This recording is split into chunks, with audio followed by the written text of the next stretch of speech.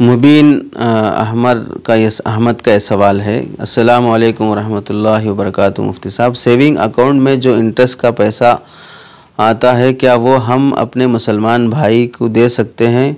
क्या हम उसे बोल कर दें कि ये इंटरेस्ट का पैसा है, या हदिया जैसा देना चाहिए? जवाब यह है कि इन सेविंग अकाउंट में जो इंटरेस्ट का पैसा आता है वो मुसलमान भाई को भी देना दुरुस्त है। अलबत्ता है कि वो मुसलमान भाई गरीब हो, मुस्तहिक़ सदक़ा हो, ज़कात दिए जाने के काबिल हो, उसे देना चाहिए और वही उसका मसरफ़ है। हम उसे इस्तेमाल नहीं कर सकते हैं। और बोल कर देना ज़रूरी नहीं है कि इंटरेस्ट की रकम है, हदिया और तोहफ़े के नाम पर दिया जा सकता है।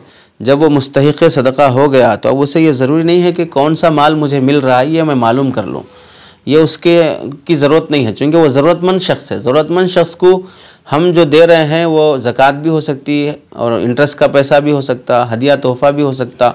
उसे उसका इल्म होना ज़रूरी नहीं है और हमें उसे मालूम करवाना भी ज़रूरी नहीं है।